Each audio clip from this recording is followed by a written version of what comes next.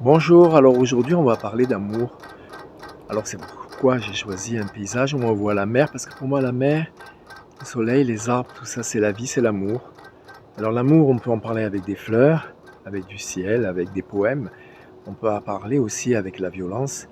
Et c'est le retour en force ici de Isabel Coetzet, qui est une réalisatrice espagnole, plutôt catalane, qui avait un peu disparu des radars et qui revient avec ce film qui s'appelle tout simplement Un amour et qui est l'adaptation d'un roman.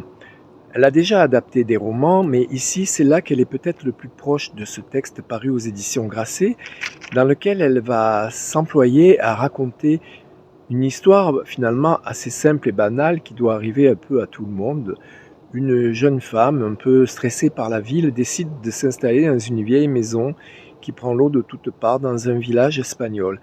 Et là, elle va faire la connaissance d'un homme qui va la troubler non pas par sa beauté, non pas par le fait qu'il lui parle d'amour ou parce qu'il non, tout simplement parce qu'il accepte de faire des travaux et de réparer le plafond qui a été endommagé par des pluies diluviennes. Voilà. Alors à partir de là, eh bien, va se nouer une histoire d'amour dont on ne va rien dévoiler bien sûr, mais qui met en scène toute la force du désir. Alors le désir, vous direz que c'est pas la première fois qu'on le montre au cinéma, mais Isabelle Coetzee ne nous avait pas habitués à ça. On peut citer 3 films, Des choses que je ne t'ai jamais dites, en 1998, qui est un film magnifique et qui a commencé à faire parler d'elle. Ensuite, il y a Ma vie sans moi, en 2003, et Lovers, en 2008, et tant d'autres. Mais elle avait disparu car elle travaillait surtout en Amérique ou dans d'autres pays. Là, elle revient en Espagne.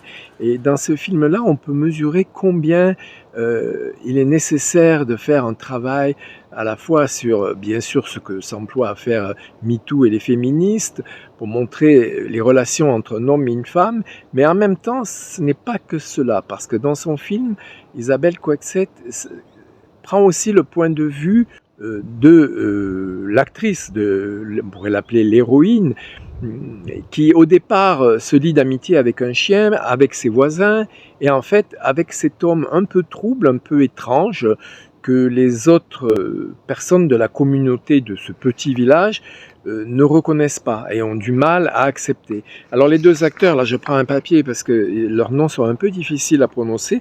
L'homme c'est Ovik Kechterian et Laia Costa, la jeune femme, et ils sont tous les deux vraiment formidables. Alors c'est un film à voir, à courir, voir, à découvrir, parce que Isabelle Coixet est une grande réalisatrice et là nous en avons la preuve. Et c'est un film qui est à la fois poignant et à la fois qui pose des questions essentielles sur les relations de couple. Et pas d'une manière moralisatrice. C'est un film, on pourrait presque dire qu'elle a filmé la réalité telle qu'elle la voit et telle qu'elle s'est montrée à ses yeux, mais en fait il s'agit d'une mise en scène particulièrement efficace.